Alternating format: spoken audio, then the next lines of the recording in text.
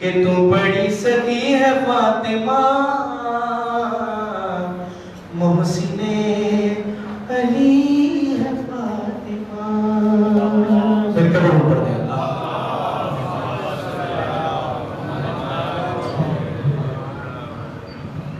میرے محترم ترین آباد قبلہ علامہ شہنشاہ حسین نقوی صاحب تشریف فرما ہے. کچھ لمحوں بعد ہم انہیں ذمت خطاب دیں گے. میں نے ابتدا میں عرض کیا تھا کہ آج کی مجلس کا اہتمام برادر محترم حاجی علی رضا صاحب اور ان کے اہل خانہ کی طرف سے ہے. یہ بھائی ہیں چھوٹے ہمارے علی تشریف صدر حاجی افسار حسین صاحب کے اور فرزند ہیں حاجی منور حسین چاولہ مرحوم مغفور کے. حاجی منور حسین صاحب مرحوم مغفور ان کی اہلیہ مرحومہ اور ان کے دو شہید بھائی محمد رضا اور حسن رضا اور ان کے خاندان کے دو سے مرحوم ہیں اور شہدائے ملت جعفریہ کے مرحومین ہیں. اور وہ تمام آبا جو آج ہمیں موجود نہیں اور جن کا تعلق آپ سب سے ہے. آپ سے گزارش کہ ایک بار سورہ الحمد اور 3 بار سورہ اخلاص تلاوت فرمائیں. بسم اللہ الرحمن الرحیم.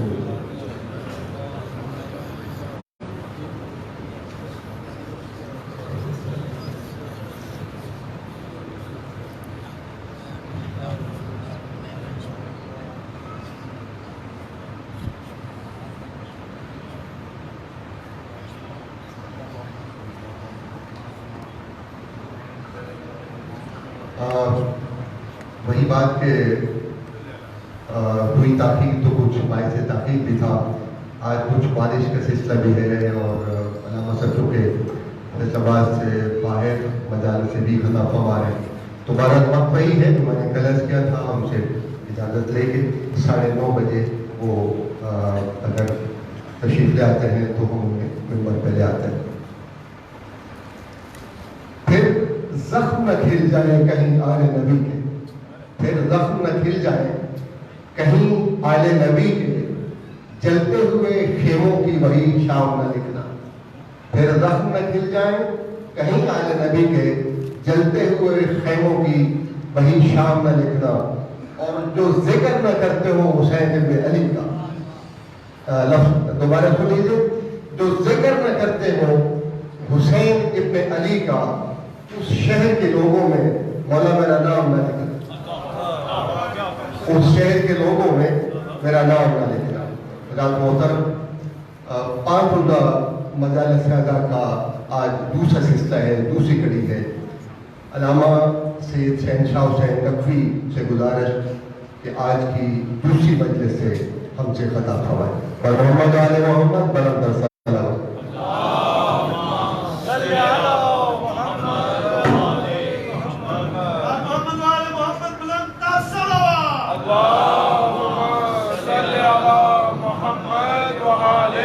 نعرہ تکبیر, نعرہ تکبیر, نعرہ رسالت.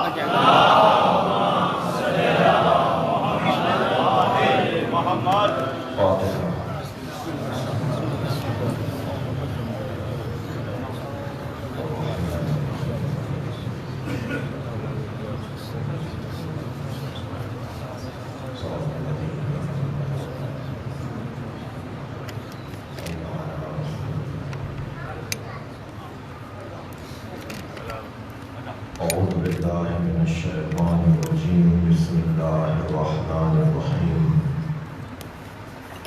الحمد لله الذي لا يبلغه من خطأ القائلون ولا يحصين ما أولادون ولا يؤدي حقه المجتهدون الذي ليس لصفته حد محدود ولا نعت موجود ولا وقت معدود ولا أجل ممدود فطر الخلائق بقدرته ونشر الرياح برحمته الصلاة والسلام على الرسول المسدد المصطفى العمجد المحمود الأحمد سيدنا ومولانا ومولى الكونين جد الحسن والحسين وعلي بن القاسم محمد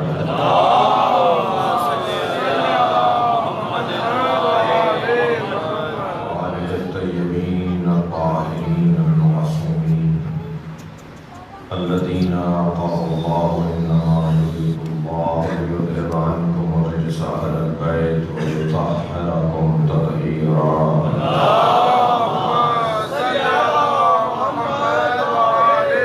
ولعنة الله على أعدائهم أجمعين من يوم عداوتهم إلى قيام يوم الدين أما بعد قال الحكيم في القرآن الكريم بسم الله الرحمن الرحيم يا أيها الذين آمنوا اتقوا الله وابتغوا إليه الوسيلة وجاهدوا في سبيله لعلكم تفلحون صلوات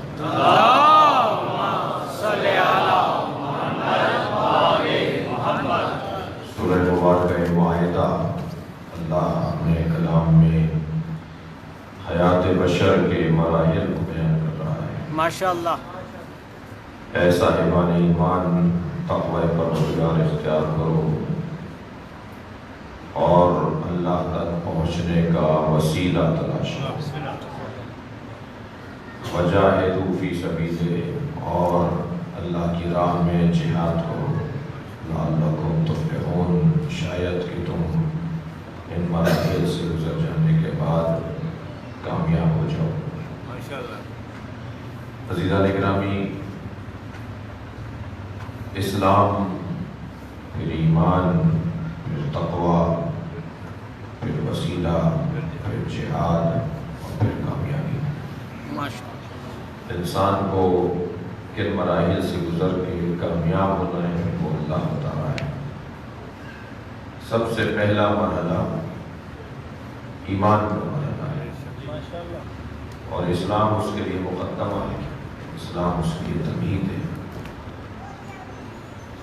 یہ ایمان کل کی مجلس میں بیان ہوا کہ صاحب ایمان نشانیوں سے پہچانا جاتا ہے کیا بات ہے ویسے بھی اللہ کو شناختی کارڈ والا مسلمان نہیں چاہیے کردار والا مسلمان چاہیے جس کا عمل اور جس کے رویے پکار کے بتائیں کہ وہ مسلمان ہے اسلام حلیوں سے نہیں پہچانا جاتا رویوں سے پہچانا جاتا ہے اب وہ جو صاحب دین مبین اسلام ہے اس کا اب ایک معیار اور بڑھے گا اور وہ یہ کہ وہ صاحب ایمان کہلائے گا صاحب ایمان کس پر ایمان کبھی ظاہر پر ایمان تو کبھی غیب پر ایمان اور ظاہر پر ایمان رکھنے والے وہ لوگ کہ جنہوں نے نبی کی زیارت کی جنہوں نے مولا علی کو ترک کیا جنہوں نے مولا امام حسن کی زیارت کی جو امام حسین کو دیکھ رہے تھے جو دیکھنے کے بعد بھی صاحب ایمان نہ ہو وہ یقیناً کسی بدبختی کا عنوان رکھتا ہے اور جو نہ دیکھ کر ایمان رکھے اسے مومن واقعی کہا ہے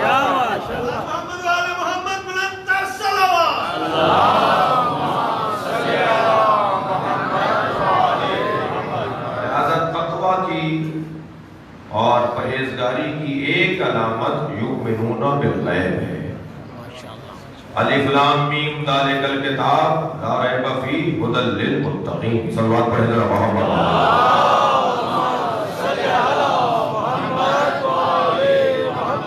یہ کتاب کہ جس میں کوئی ریب اور عیب کوئی کوئی شک نہیں ہے. یہ کیا ہے؟ یہ ہدی للمتقین، متقین کی ہدایت کے لیے. اب صاحبان تقویٰ کی کیا علامت ہے؟ صاحبان تقویٰ کی کیا نشانی ہے؟ متقی کسے کہتے ہیں؟ یؤمنون بالغیب. ہدی للمتقین الذین یؤمنون بالغیب. یہ صاحبان تقویٰ کے لیے ہادی ہے. اور متقی کسے کہتے ہیں؟ جو غیب پر ایمان رکھتا ہو، جو اندیکھے ایمان رکھتا ہو، جو نہ دیکھ کر ایمان رکھتا ہو. ماشاءاللہ. اور نہ دیکھی جانے والی چیزوں میں توجہ چاہوں گا، نہ دیکھی جانے والی چیزوں میں ایک طویل فہرست ہے. تو جتنی فہرست طویل ہوتی چلی جائے گی اتنا ہی مومن بھی پختہ ہوتا چلا جائے گا، اتنا ہی صاحب ایمان بھی بڑا ہوتا چلا جائے گا. سب سے پہلی چیز جسے میں آج کچھ دیر اس پہ غور کرنا چاہوں گا وہ ہے اللہ کا وجود. اور اس کے بعد پھر اللہ نے کہا ہے کہ جنت ہے، ہم نے نہیں دیکھی. اللہ نے کہا ہے کہ دوزخ ہے، اللہ نہ کرے ہم دیکھیں. صلوات پڑھے ذرا محمد.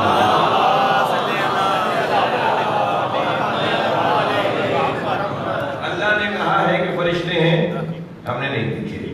اللہ نے کہا ہے، توجہ ہے، پورے ہیں، غلمان ہیں، جنت کے اندر نہریں ہیں. اللہ نے کہا ہے کہ قبر کے اندر جو منکر اور نکیر آئیں گے، ہم نے نہیں دیکھے. اور جنہوں نے دیکھے انہوں نے آ کے بتایا نہیں کہ کیا ہوا. یہ ساری غیب کی ایک طویل فہرست ہے. یہ سب غیبی چیزیں ہیں مگر ان سب پر ایمان رکھنا ہے. ان تمام غیبی چیزوں میں ایک عظیم ترین چیز، یعنی میں یوں کہہ دوں کہ اللہ کے تصور کے بعد اگر کوئی بڑا غیب ہے، پھر اس کے درمیان بہت سارے غیبوں کی فہرست ہے، لیکن جو پہلا غیب ہے یا بڑا سب سے بڑا وجود غیبی ہے وہ اللہ کا وجود ہے. اور دوسرا جلوہ صفات پروردگار امام مہدی کا وجود ہے. ان پر ایمان رکھنا صاحبان تقویٰ کی نشانی ہے. صلوات پڑھے ذرا محمد.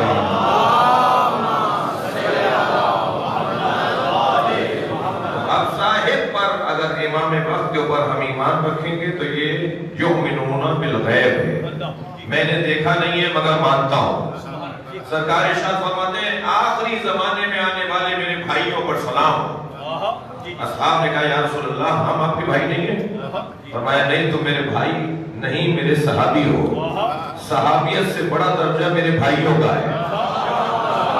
اور فرمائے میں اس بحث میں جاؤں گا تو کچھ لوگوں کی کچھ سمجھانا پڑ جائے گا.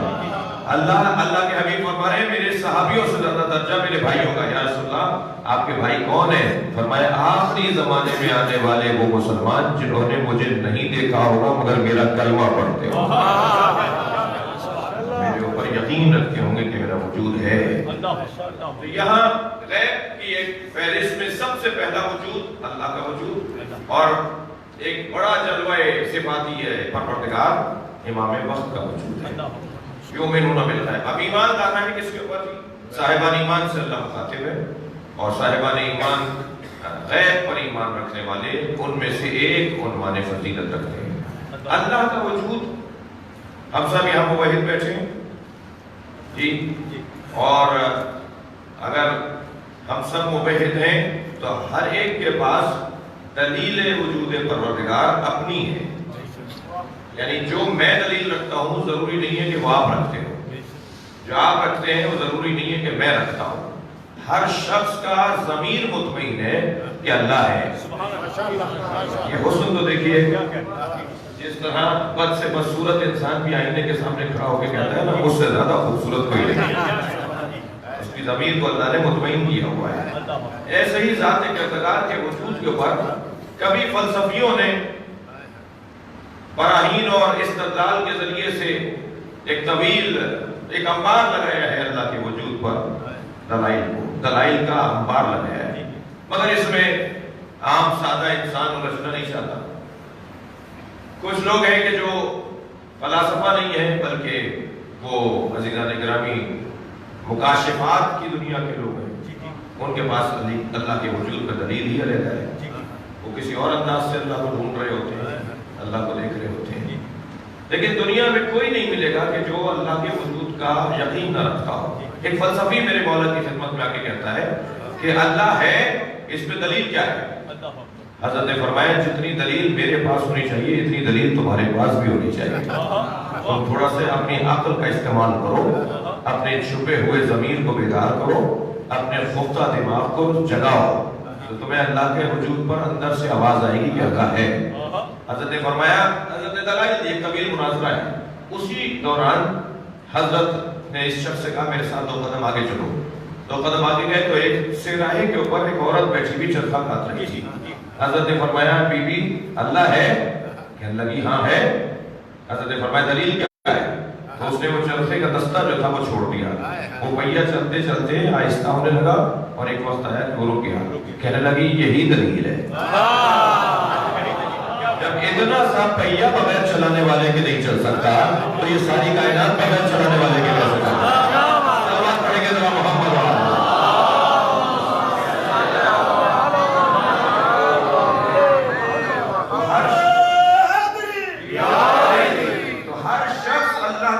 پر اپنی حیثیت سے اپنی بساط اپنی طاقت توانائی کے مطابق دلیل رکھتا ہے.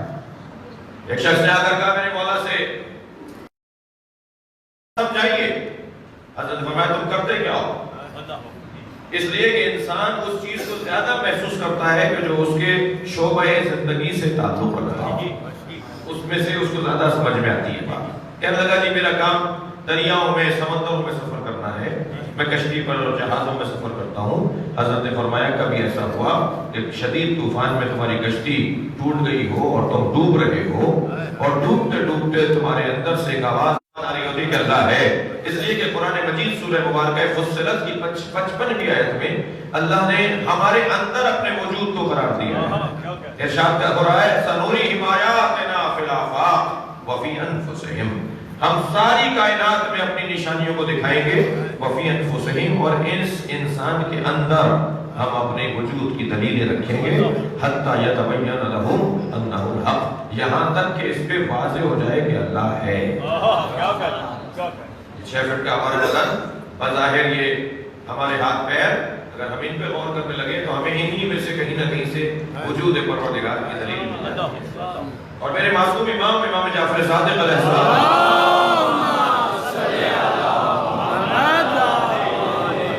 تو حضرت مفضل ابن عمر کو جو ہے وہ, اب میں نے ایک لفظ غلط بول کے ٹھیک بولا ہے تو آپ سے میں توجہ چاہوں گا. اگر عین میم رے یعنی عمر کے بعد واو لگا ہوا ہو تو اسے عمروں نہیں پڑھیں گے, اسے عامر پڑھیں گے. ٹھیک ہے, ہمارے پاس بچے اسے عمروں پڑھتے ہیں, وہ عمروں کا لفظ نہیں, واو نہیں بولا جائے گا, عامر کہا جائے گا اسے. اگر عین میم رے کے بعد کوئی اور حرف نہیں ہے, صرف عین میم رے ہی ہے, تو اسے عمر پڑھا جائے گا. ایک سلوات پڑھے ذرا محمد. تو اس میں واو لگا ہوا ہے, مفضل ابن عامر پڑھا جائے گا اس کو, عین میم رے واو عامر. تو حضرت مفضل ابن عامر کو میرے مولا نے جب انہوں نے کہا کہ اللہ کے وجود پہ کوئی دلیل بتائیے, تو حضرت نے اس پوری کائنات کو 3 حصوں میں تقسیم کیا. حضرت نے نباتات کے اوپر گفتگو فرمائی, پودوں کے اوپر. پھر میرے معصوم امام نے پودوں کے ذریعے سے اللہ سمجھایا ہے, درختوں کے ذریعے سے, پودوں کے ذریعے سے, پھلوں پھولوں کے ذریعے سے. پھر اللہ نے معصوم نے حیوانات کے ذریعے سے, مولا نے حیوانات کے ذریعے سے اللہ سمجھایا ہے. پھر انسان کے ذریعے سے کہ خود اپنے اوپر غور کرو کہ اللہ نے تمہیں کیسا بنایا ہے. تم کبھی آئینے میں کھڑے ہو جاؤ, تمہیں دروں میں, صحراؤں میں, بیابانوں میں اللہ نہیں ملے گا, تمہیں خود اپنے. حضرت نے پیروں پر غور کیا. حضرت نے فرمایا ذرا دیکھو تمہارے پیر اونٹ کی طرح سپاٹ نہیں ہیں. اونٹ کے پیر جیسے ہوتے ہیں نا, بالکل وہ چھپا سا ہوتا ہے. تمہارے پیروں کے درمیان ایک نشیب ہے, تمہارا پیر سیدھا سیدھا نہیں ہے. اگر یہ سیدھا سیدھا اللہ بنا دیتا تو 4 پیروں کی ضرورت پڑتی. یہ 2 پیروں کی جگہ اللہ نے بیچ میں نشیب رکھ دیا ہے تاکہ تمہارا بیلنس برقرار رہے. سلوات پڑھے ذرا محمد. پانی نکلتا ہے وہ نمکین کیوں ہے, اسے اللہ نے نمکین کیوں قرار دیا ہے. تمہاری یہ بھویں کیوں ہیں, پلکیں کیوں ہیں, یہ لبوں کا یہ انداز کیوں ہے, دانت تمہارے اتنے کیوں ہیں, زبان میں ہڈی کیوں نہیں ہے. سلوات پڑھے ذرا محمد.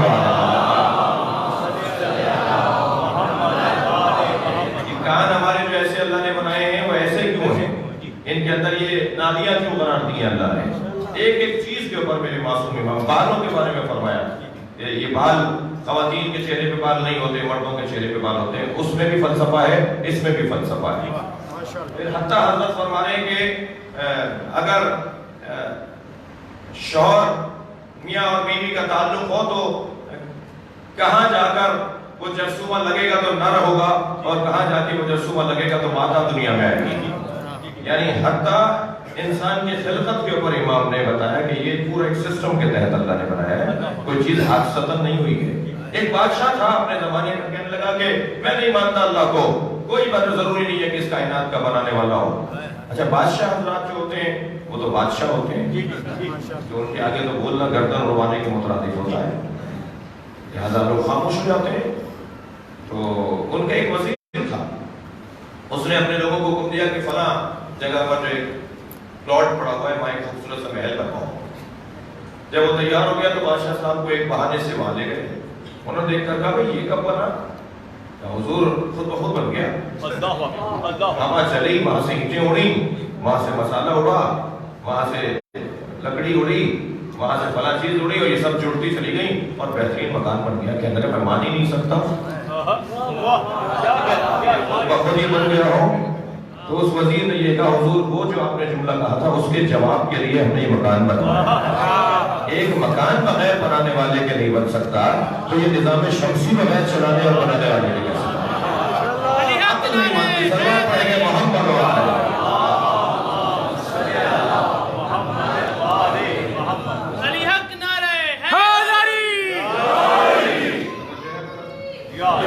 ہر شخص اپنے طور پر دلیل وجود پروردگار رکھتا ہے، اور ہم جس دروازے سے وابستہ ہیں، توجہ ہے ویسے ہی آج رحمت برسی ہے، ہم جس دروازے سے وابستہ ہیں انہوں نے جتنا اللہ کو سمجھایا ہے کسی کی سوچ ہی نہیں جاتی۔ اور انداز اور طور طریقے دیکھیے اس گھرانے کے، گھمسان کی جنگ ہے کربلا کے میدان میں، میرے مولا حسین اترے ہوئے ہیں دفاع کرنے کے لیے اور اپنا جہاد اور اپنے جوہر شجاعت دکھانے کے لیے۔ اسی اسنا میں ایک گھوڑ سوار دشمن مولا کے سامنے آنے والوں میں سے ایک شخص گھوڑا دوڑاتا ہوا آتا ہے اور کہتا ہے حسین بتاؤ اس کائنات کے لیے ایک اللہ ہونا کیوں ضروری ہے؟ میرے مولا نے تلوار نیام میں رکھ لی، حضرت فرمائے یہی سمجھانے کے لیے تو کربلا آیا ہوں۔ سلوات پڑھ ذرا محمد و آلہ۔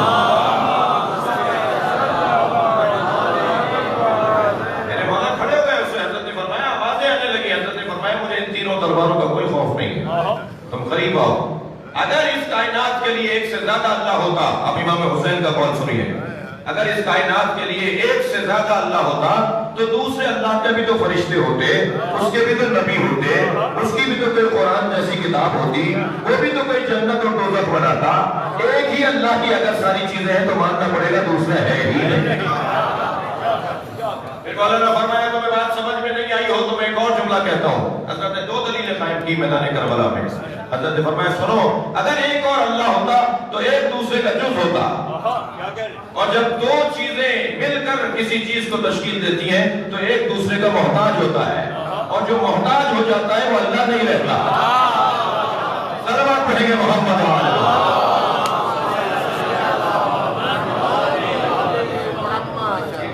یہ گھرانہ اللہ سمجھانے کے لیے اللہ کی معرفت مسئلہ ہمارے بعض اوقات کہہ دیا جاتا ہے کہ امام حسین کربلا میں نماز بچانے کے لیے آئے، نہیں ہم نے تھوڑا سا گفتگو کو نیچے کر دیا، معیار کو کم کر دیا۔ امام حسین کربلا میں نماز بچانے نہیں آئے، عقیدہ توحید بچانے۔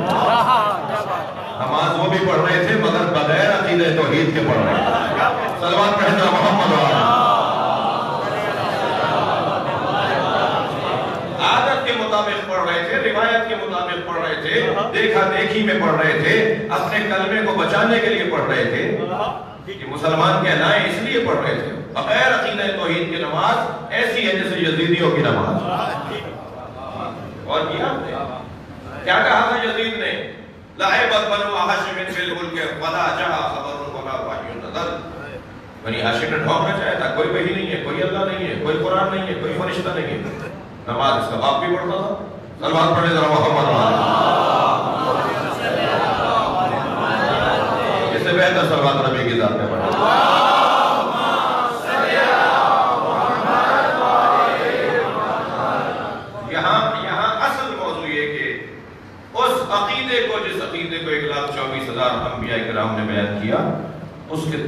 تحفظ کا نام ہے کربلا۔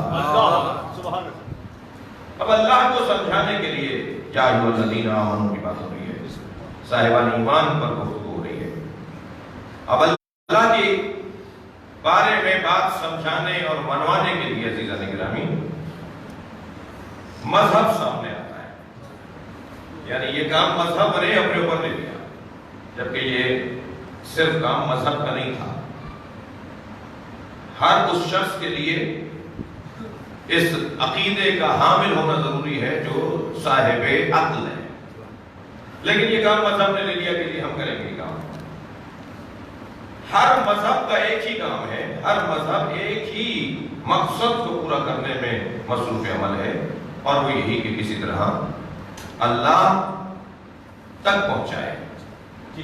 اب ہر شخص جب دعویٰ کرے کہ یہ کام میں کر سکتا ہوں، یہ کام میں کر سکتا ہوں، یہودی بھی یہی کہہ رہے ہیں، عیسائی بھی یہی کہہ رہے ہیں، مسلمان بھی یہی کہہ رہے ہیں، حتیٰ ہندو بھی یہی کہہ رہے ہیں، بدھ مذہب والے بھی یہی کہہ رہے ہیں، جی پارسی بھی یہی کہہ رہے ہیں، زرتشتی بھی یہی کہہ رہے ہیں، جتنے بھی ادیان عالم ہیں وہ آسمانی ہوں یا غیر آسمانی ہوں، جس نے بھی اپنے آپ کو دین کہا ہے، صلوات پڑھیں ذرا وہ کہتا ہے کہ مجھے اللہ تک پہنچانا ہے۔ ہر شخص اللہ کی بات کر رہا ہے، کوئی آپ کو یہ دین نہیں ملے گا جو اللہ کی بات نہ کر رہا ہو، سب اللہ کی بات کر رہے ہیں۔ اب یہ جو اللہ کی بات کرنے والے لوگ ہیں، ان میں سے میں کس کا انتخاب کروں؟ جب سبھی اللہ کی بات کر رہے ہیں تو مولانا یہ کیا ضروری ہے کہ میں مسلمان ہی رہوں؟ وہ بھی تو اللہ کی بات کر رہے ہیں، میں وہاں کیوں نہیں چلا جاؤں؟ جو وہاں ہے وہ یہ کہہ سکتے ہیں کہ میں یہاں کیوں آ جاؤں؟ تم بھی اللہ کی بات کر رہے ہو، ہم بھی اللہ کی بات کر رہے ہیں۔ تو عزیزان گرامی، اللہ بھی چاہیے تو وہ چاہیے جو مصطفیٰ نے دیا ہے، اس لیے کہ بغیر مصطفیٰ کے اگر اللہ ہم لیں گے تو پھر کبھی ہاتھ پیروں والا اللہ ملے گا، کبھی ہمارا بنایا ہوا ہی اللہ اللہ کہلائے گا، کبھی وہ اللہ ہوگا تو کبھی وہ اللہ ہوگا، جو ہمیں اچھا لگے گا اسے ہم اللہ بول دیں گے۔ روزانہ اللہ بدلنے والے اور ہیں، اور ایک اللہ کو ہمیشہ ماننے والے مصطفیٰ والے لوگ ہیں۔ یہ بہت موٹا سا فرق ہے۔ میں یہاں تمثیل کے ذریعے سے اپنی بات کو روشن کروں۔ میں نے آج فیصل آباد کی مجلس کے اندر یہ کہہ دیا کہ کل صبح مجھے کراچی میں مجلس پڑھنا ہے اور شام کو پھر فیصل آباد آ کے مغرب کے بعد مجلس پڑھنی ہے۔ کوئی میری مدد کرے اور مجھے کراچی پہنچائے اور دوبارہ کراچی سے فیصل آباد لے آئے۔ جیسے ہی مجلس کے بعد ہم اپنے گھر گئے جہاں ہم ٹھہرے ہوئے ہیں، تو دروازے پہ دستک ہوئی، ہم نے جا کے دیکھا تو معلوم ہوا کہ جی ایک صاحب ہم سے محبت میں ایک لمبے لمبے کانوں والا جانور لے کر آئے، کہہ رہے ہیں حضور اس پہ بیٹھیے اور کراچی چلے جائیے اور شام تک لوٹ آئیے۔ اب ہم نے ان کے چہرے کو بھی دیکھا اور اس گدھے کو بھی دیکھا کہ اب کس کو کیا کہا ہے، مگر مجھے میرے مطلوب وقت میں لے جا کر واپس نہیں آ سکتی۔ ہم نے ان کو بھی کچھ نہیں کہا، اس لیے کہ محبت کا تقاضا یہی تھا کہ ہم ان کی بات کا احترام کرتے۔ کچھ دیر کے بعد پھر دروازہ بجا تو ایک صاحب بس کا ٹکٹ لے آئے، ہم نے انہیں بھی کچھ نہیں کہا، ویسے بھی ہم مولوی تھے، ساری چیزیں رکھ رہے تھے۔ کچھ دیر کے بعد ایک اور دفعہ دروازہ بجا، جب ہم وہاں گئے تو ایک اور صاحب کھڑے تھے، وہ کہنے لگے کہ جی ٹرین کا ٹکٹ لے لیجیے، کہ آپ صبح وہاں بھی پڑھ لیجیے مجلس اور رات کو فیصل آباد آ کے بھی پڑھ لیجیے۔ اب سواریاں تو بہت ہیں ہمارے پاس، مگر عقل کیا کہتی ہے کس کو انتخاب کرنا؟ بھائی سب کہہ رہے ہیں کہ ہم اللہ تک پہنچائیں گے، مجھے تو وہ سواری چاہیے جو یہاں سے وہاں جائے اور وہاں سے یہاں جائے، بستر بھی گرم رہے،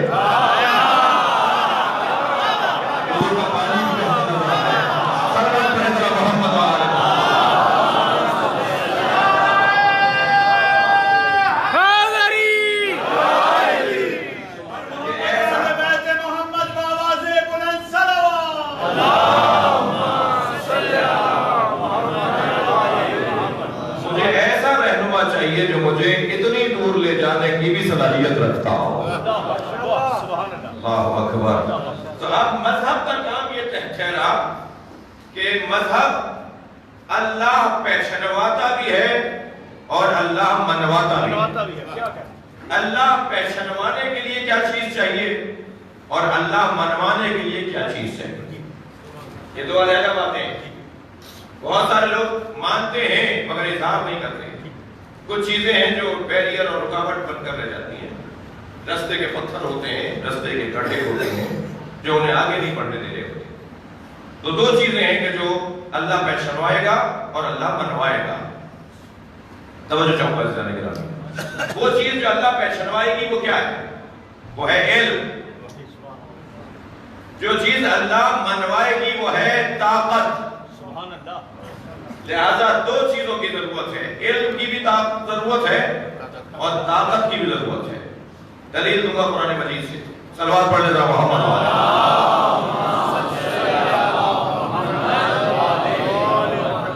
جب حضرت طالوت اور جالوت میں جنگ ہوئی، جھگڑا ہوا، لڑائی ہوئی، تو قرآن مجید سورہ مبارکہ بقرہ کے اندر یہ پورا قصہ موجود ہے. تو اللہ نے حضرت طالوت کو بنایا تھا حاکم امت کے اوپر. وہ لشکر لے کر چلے اور انہوں نے اعلان کیا کہ جو بھی جالوت کو مار کر آئے گا، پہلے تو انہوں نے اعلان کیا جو چاہتا ہے کہ میرے لشکر میں شامل رہے، پہلی شرط یہ ہے کہ وہ ایک چلو سے زیادہ پانی نہ پیے، اور اگر وہ ایک چلو پانی پیے گا تو اسے 3 دن تک پیاس نہیں لگے گی، اور جو اس سے زیادہ پیے گا اسے پیاس لگے گی اور وہ جہاد نہیں کر پائے گا. اچھا، یہ قرآن عجیب واقعات ہیں. قرآن مجید قصص بیان کرتا ہے، احسن القصص بیان کرتا ہے، بہترین واقعات کو بیان کرتا ہے کہ جس سے ہمیں نصیحت بھی ملتی ہے اور ہمیں ہدایت بھی نصیب ہوتی ہے. اور بڑے بڑے فارمولے اور بڑے قانون ہمیں اس قرآن کے قصوں سے نصیب ہو رہے ہوتے ہیں. کبھی صرف اس پر بات ہو کہ قرآن میں کون سے معروف قصے ہیں. حضرت آیت اللہ مکانی شیرازی نے چند جلدی کتاب لکھی ہے، قصص ہے، اور قصص ہے قرآنی کے اوپر، اس کے علاوہ بھی کتابیں ہیں. یہ قرآنی واقعات، اور ان تمام واقعات میں اللہ نے جس واقعے کو سب سے اچھا واقعہ کہا ہے نا، خود اللہ نے جس واقعے کو پسند کیا ہے وہ ہے حضرت یوسف کا واقعہ، جسے احسن القصص کہہ کر پروردگار عالم نے یاد کیا. سورہ مبارکہ یوسف پورا سورہ، اور حسین اس کے اندر پیغامات ہیں. یہ واقعہ بھی جو حضرت طالوت کا اور جالوت کا ہے، جا رہے فرمانے جو ایک چلو پانی پیے گا اسے پیاس نہیں لگے گی. اچھا، اگر اللہ کے نبی پر آپ کو آخری زمانے میں عدم اعتماد نظر آیا ہے تو یہ تو سارے نبیوں کے ساتھ زیادتی رہی ہے. ایک بات کر رہا ہے نبی، ایک بات نبی کی طرف سے ہو رہی ہے، وہ مان نہیں رہے. جس کا نقصان کس کو ہو رہا ہے؟ نبی کو تو کوئی نقصان نہیں ہو رہا. نبی تو آج اتنی مدت گزرنے کے بعد بھی ہمارے سینوں میں بستے ہیں، ہمارے دلوں پہ حاکم ہیں. اگر وہ لوگ کہاں چلے گئے جنہوں نے نبی کی اطاعت نہیں کی؟ اب ایسا ہی ہوا. اور جن لوگوں نے ایک چلو پانی لیا تھا انہیں آخر تک پیاس نہیں لگی، اور جنہوں نے زیادہ پی لیا انہوں نے کہا لا طاقت لنا اليوم، آج ہمارے ہاتھ میں، ہمارے بدن میں طاقت ہی نہیں ہے، پانی زیادہ پینے سے طاقت نہیں ہے. تو حضرت طالوت نے آواز دی کہ جو بھی جالوت کو مار کر آئے گا، تھک تو نہیں رہے، جو بھی جالوت کو مار کر آئے گا میں اپنی بیٹی سے اس کی شادی کروں گا. تو حضرت داؤد جالوت کو مار کر آئے تھے، حضرت داؤد سے شادی ہوئی حضرت طالوت کی بیٹی کی، جو جن سے حضرت سلیمان دنیا میں آئے. ایک صلوات پڑھے ذرا محمد.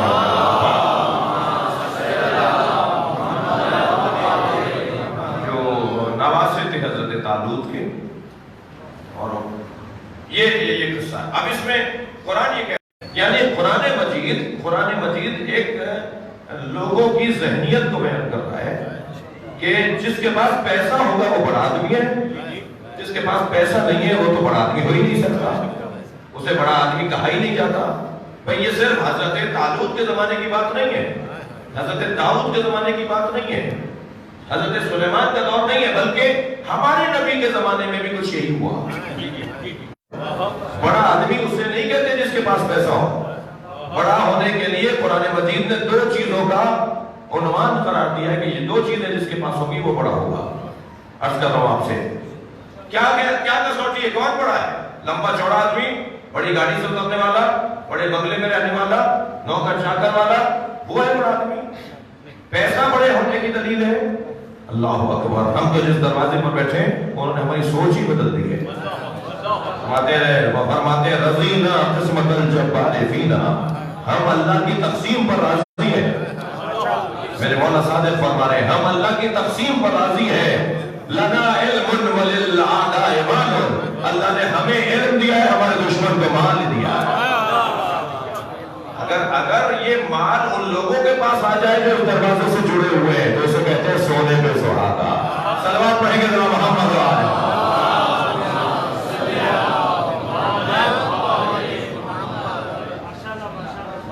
کیا کسوٹی ہے؟ کون بڑا آدمی ہے بھائی؟ قرآن قصہ سنیے ذرا. کسے بڑا آدمی کہا جاتا ہے؟ جس کے پاس مال ہو. اللہ نے اپنے نبی کو خاندانی میراث بھی نہیں دی. کیا مطلب ہے؟ دادا کے ہوتے ہوئے دادا کی زندگی میں اگر باپ کا انتقال ہو جائے, دادا کی زندگی میں اگر والد کا انتقال ہو جائے تو پوتے کو میراث نہیں ملے گی. حضرت عبد المطلب زندہ ہے اور حضرت عبداللہ کی رحلت ہو جاتی ہے. تو جب حضرت عبداللہ کی رحلت ہو گئی تو نبی کو خاندانی میراث بھی نہیں ملی. اللہ نے اتنا پیسے سے دور رکھا. ایسا تو بھائی نہیں. بڑا آدمی کی کیا مطلب ہے؟ انک لعلی عظیم, یہ کہاں کہا ہے اللہ نے؟ ہم نے آپ کو عظیم بنایا ہے. اللہ نے کہا انک لعلی خلق عظیم, ہم نے آپ کے اخلاق کو بڑا بنایا ہے. کیا بات ہے. کون بڑا ہے؟ صلوات پڑھے ذرا نبی اور آل نبی. کون بڑا ہے؟ جس کا اخلاق بڑا ہے, جس کا خلق بڑا ہے, وہ بڑا انسان ہے. دقت فرمائیں گے. اخلاق کا حال دیکھیے, عالم اور کیفیت دیکھیے, حسن و جمال خلق کی دیکھیے. آخری وقت سرکار کا فرما رہے کوئی ہے جس کا حق میری گردن پر ہو. ایک صاحب کھڑے ہو گئے, کہنے لگے آپ اپنے ناقے کو چابک مار رہے تھے, وہ مجھے لگ گیا تھا. آپ نے مجھے چابک مار دیا تھا, آپ نے مجھے ہنٹر مار دیا تھا. کیا بولتے ہیں؟ آپ نے مجھے تازیہ نہ مار دیا تھا, مار رہے تھے لگ مجھے گیا تھا. اب میں اس صحابی کے اس قول کے اوپر غور نہیں کرنا چاہتا, اس لیے کہ معصوم اسے کہتے ہی نہیں ہے جو وہاں مار رہا اور لگ یہاں گیا. معصوم سے غلطی نہیں ہوتی. لیکن حضرت نے فرمایا اچھا آؤ بدلہ لے لو. یعنی غلط کہہ رہا ہے تب بھی نہیں, نبی نہیں کہہ رہے کہ تم غلط کہہ رہے ہو. اخلاق دیکھیے ذرا, کیونکہ مسئلہ مجھ سے متعلق ہے. شاید کسی اور سے متعلق ہوتا تو سرکار فرما دیتے تم غلط کہہ رہے ہو, لیکن اخلاق دیکھیے کیونکہ مجھ سے متعلق ہے تو میں اسے نہیں جھٹلاؤں گا. فرمایا مجھے مار لو. تازیہ نہ لے کے آگے بڑھنے لگا, قریب آ کے کہتا ہے کہ آپ نے جب مجھے مارا تھا تو میں نے قمیص نہیں پہنی ہوئی تھی. حضرت نے اپنی قمیص لوٹ دی, حضرت نے اپنے پشت کھول دی. حضرت نے فرمایا آؤ مارو. اب تازیہ نہ لے کے قریب جا رہا ہے, ادھر صحابہ کرام کے دل دھک دھک کر رہے ہیں. سرکار کی آواز آئی کوئی پریشان نہ ہو, اسے حد جاری کرنے دو, اسے بدلہ لینے دو. قریب آیا تو مہر نبوت کا بوسہ دے کے کہنے لگا کیسا تازیانہ, میں تو مہر نبوت کی زیارت کرنا چاہتا تھا. اور بوسہ لے کے پیچھے ہٹ گیا. اس نے کام تو اچھا کیا ہے, طریقہ نہیں اچھا اپنایا. اگر کوئی کام اچھا کرنے جا رہے ہو تو طریقہ بھی اچھا ہونا چاہیے. توجہ چاہوں گا, اگر ہدف پاک ہو تو وسیلہ بھی پاک ہو. ذرا صلوات نبی کی ذات پہ ہدیہ کرتے ہیں.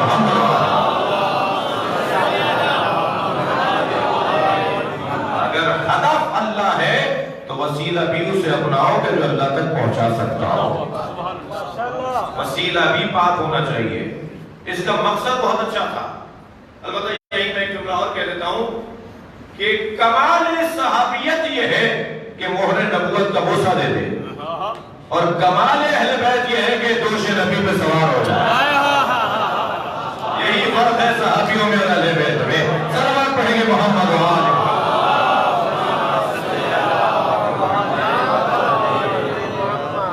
اخلاق پیغمبر کی بات ہو رہی ہے, خلق عظیم نبی مکرم.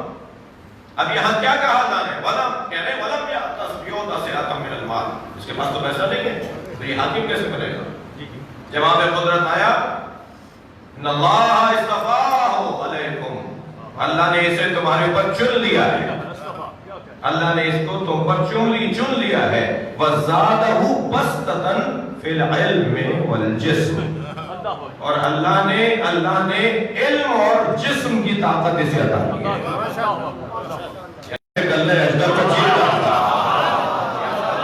سلوات پڑھنے کے مولا علی کی طاقت،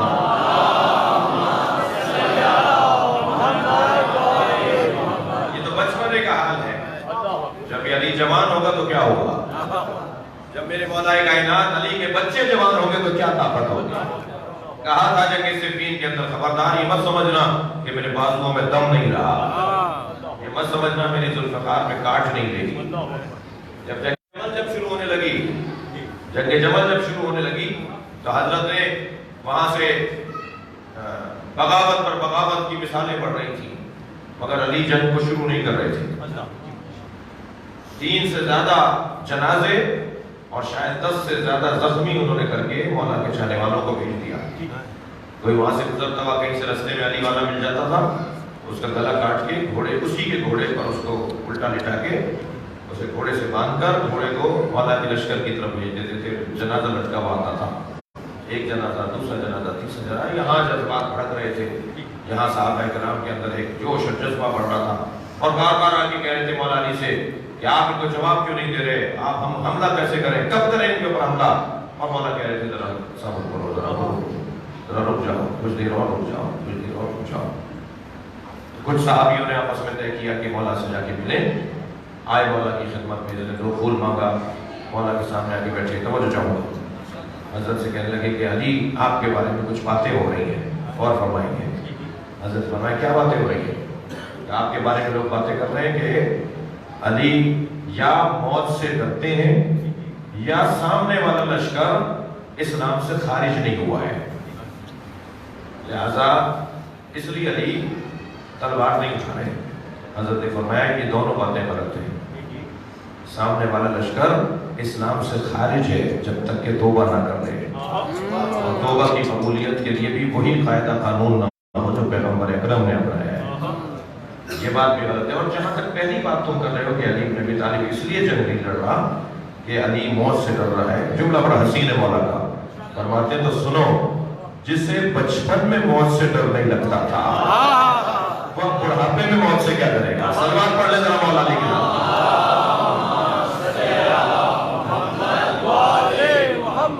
عزیزان گرامی، اور پھر فرمایا حضرت نے کہ جب کہا انہوں نے کہ پھر آپ کیوں جنگ شروع نہیں کر رہے، حضرت نے فرمایا کہ احب ان یہدی احد، میں یہ چاہتا ہوں کہ کوئی ایک ہدایت پا جائے، اتنا بڑا لشکر ہے، کوئی ایک نکل کر آ جائے اور کہے علی ہم غلطی پر ہیں اور ہمیں معاف کر دو۔ یہ علم رکھنے والا بھی اور طاقت کا عالم یہ ہے کہ مولا کے بازوؤں میں، اور یہی لہجہ مولا عباس کا ہے کہ جب آپ خانہ کعبہ کے چھت پہ کھڑے ہو کے خطبہ دے رہے تھے، یہی لہجہ اس وقت مولا عباس کا بھی ہے۔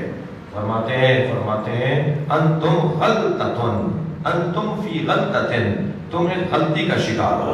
کس سے کہہ رہے ہیں؟ امام حسین کے دشمنوں سے کہہ رہے ہیں۔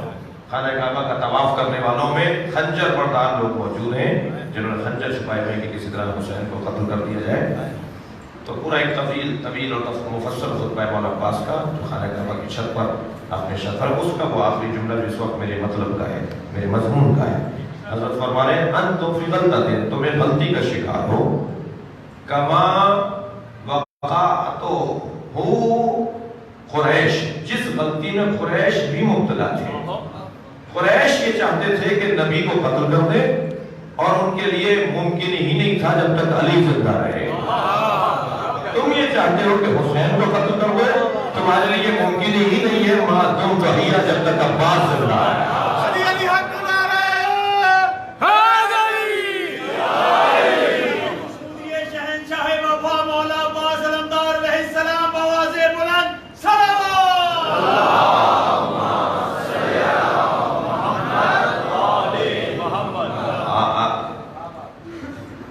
فرماتے ایک مرحلے बिलमौत। और अब्बास का जुमला सुन लीजिए, जो बदन की ताकत और इल्म की ताकत, ये दो चीजें हैं जो इंसान को कामयाबी दिलाती है। फरमाए अतखाफुना बिलमौत, तुम हमें मौत से डराते हो।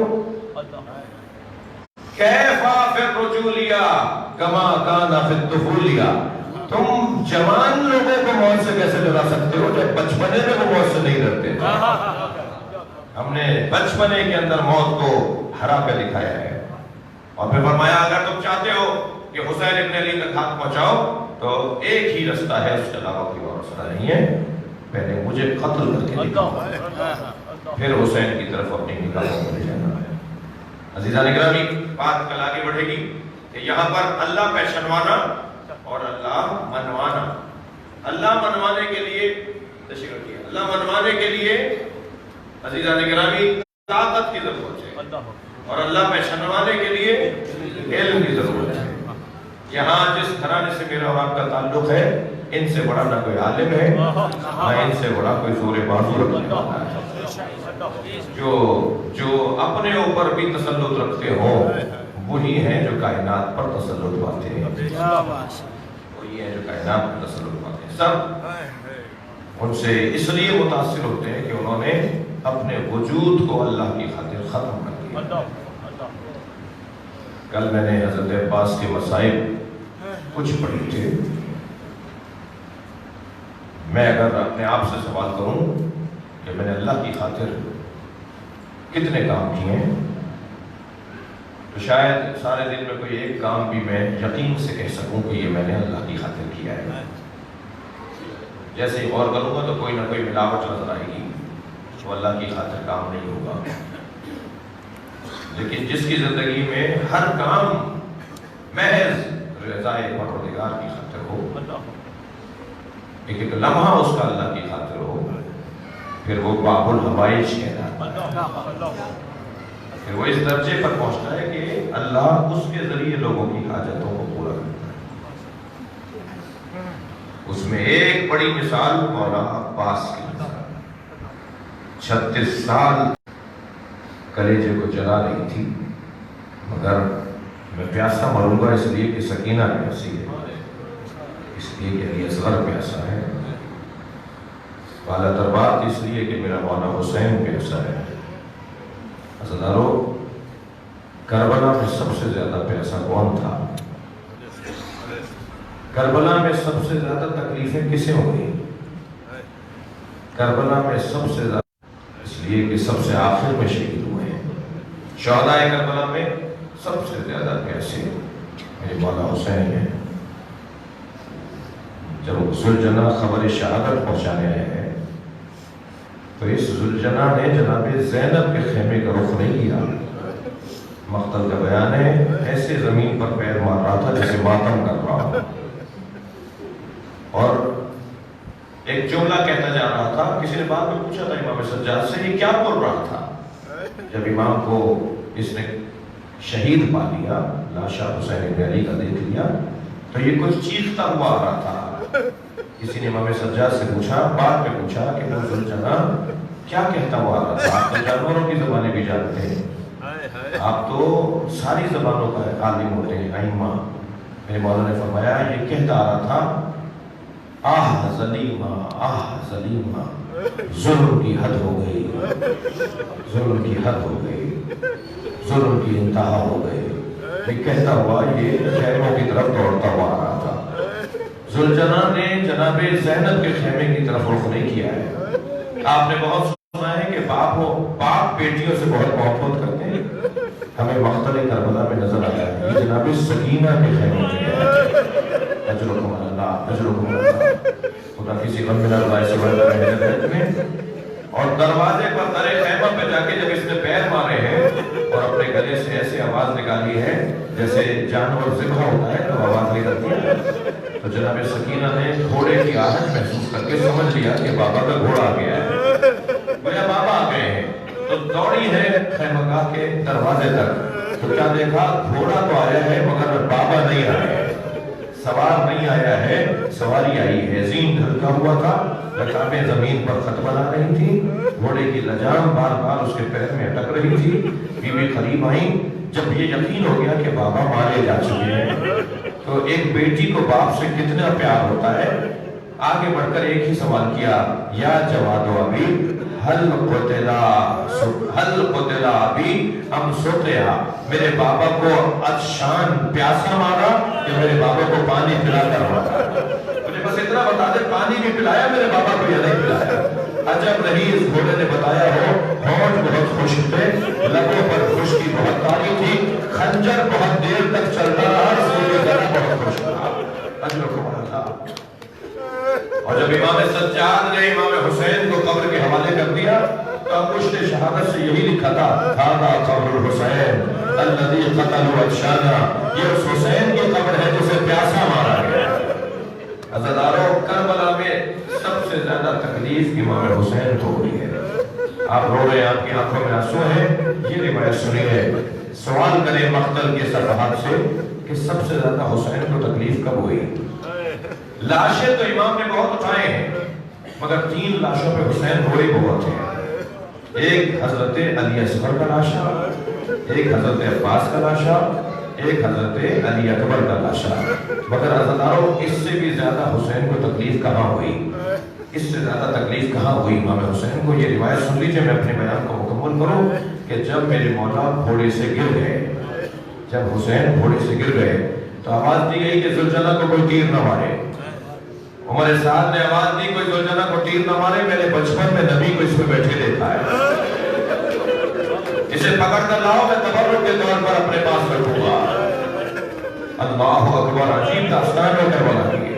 سپاہی آگے بڑھے ذوالجلال کو پکڑنے کے لیے، اس نے اپنے پیروں سے 80 سپاہیوں کو زخمی کیا۔ ذوالجلال کسی کو قریب نہیں آنے دے رہا تھا۔ جب بہت زخمی ہو گئے تو آواز دی گئی، چھوڑو اسے، دیکھو کرتا کیا ہے، پیچھے ہٹو، سپاہی پیچھے ہٹ جائیں۔ جب ذوالجلال کو چھوڑ دیا گیا، پیچھے ہٹنے لگے تو اس نے دائیں بائیں دیکھنا شروع کیا۔ اسے اندازہ ہوا کہ حسین سے دور ہو چکا ہے، جہاں حسین کو اتارا تھا وہاں سے دور آ چکا ہے، تو دوڑا ہے اس طرف جہاں خود سے مولا سے رہتا ہوا تھا۔ جب پہنچا تو اسے پہنچنے میں دیر ہو چکی تھی، امام کا گلا کٹ چکا تھا، امام کی رگیں کاٹی جا چکی تھی، لاشیں بکھرے ہوئے تھے۔ یہ لاشوں کے درمیان کھڑا ہو کر کہیں دائیں دیکھتا تھا، کہیں بائیں دیکھتا تھا۔ پھر اس نے جب اسے سمجھ میں نہیں آیا کہ میرا مولا کون سا ہے، لاشوں میں میرا مولا کون سا ہے، تو اس نے لاشوں کو سونگنا شروع کیا۔ اگر رو رہا ہو تو اپنی آوازوں کو آزاد کریں گے، آپ کی آنکھوں میں آنسو ہے، اللہ کوئی غم نہ دے آپ کو۔ لاشوں کو سونگ رہا تھا جیسے اپنا پھول تلاش کر رہا ہو، اور سونگتے سونگتے اسی لاشے پہ پہنچا جو حسین کا لاشا ہے۔ امام کی گردن سے خون نکل رہا تھا، اس نے اپنی پیشانی کو ساتھ رنگین کیا اور کربلا کی زمین پہ ماتم کرنا شروع کیا۔ عزیزانو، یہ وہ مرحلہ تھا، ایک وہ مرحلہ تھا کہ جب حسین نے اپنے کانوں سے سنا ذوالجلال کو کوئی تیر نہ مارے، اس لیے کہ میں نے اس کے اوپر نبی کو بیٹھے ہوئے دیکھا تھا۔ یہ وہ ایک مرحلہ تھا جب امام کو بہت تکلیف ہوئی تھی۔ یہ کوئی نہیں ہے اس میدان میں جو یہ کہے کہ یہ وہ ہے جو صرف نبی کے دوش پر بیٹھتا تھا، کوئی نہیں ہے ان سپاہیوں میں جو یہ کہے کہ میں نے نبی کو دیکھا ہے اسے زبان چسا رہے تھے۔ ان میں تو بڑے بوڑھے صحابی آئے ہوئے، کوئی نہیں ہے جو بڑھ کر یہ کہے کہ میں نے اپنی آنکھوں سے دیکھا نبی سے اپنے دوش پر بٹھاتے تھے، اپنی گود میں اٹھا۔ یہ ایک وہ تکلیف تھی جو امام حسین کو ہوئی۔ ایک اور تکلیف کا حال سن لیجئے، آپ نے گریہ تو کر لیا، مجلس ہو گئی ہے۔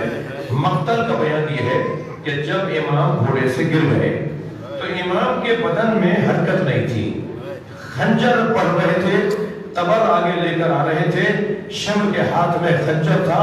ایک ظالم نے آواز دے کر کہا اتنا رک جاؤ کہ حسین کی روح پرواز کر جائے، پھر حسین کا گلا کاٹ لینا۔ تو مڑ کر دیکھا اور کہنے لگا یہ کیسے طے کریں ابھی حسین زندہ ہے، اس لیے کہ امام کے بدن میں حرکت نہیں تھی۔ کہنے لگا یہ کیسے طے کریں ابھی حسین زندہ ہے۔ تو ایک اور سپاہی کی آواز آئی، میں ایک جملہ کہتا ہوں، اگر حسین زندہ ہوئے تو اٹھ کے بیٹھ جائیں گے۔ اللہ اکبر، کیا تکلیف دینا چاہتا ہے حسین کو؟ اس سپاہی نے آواز لگائی حسین زمین کربلا پر ہے اور سپاہیوں نے زینب پر حملہ کر دیا۔ بس یہ جملہ سنتا تھا، امام نے کوہنیوں پر زور دیا اور امام اٹھ کر بیٹھے اور اپنا ہاتھ فضا میں بلند کر لیا، پہلے میرا گلا کاٹو پھر میری بہن کی طرف جاؤ۔ وہ کتنا سخت تھا امام سجاد پر، جب سکینہ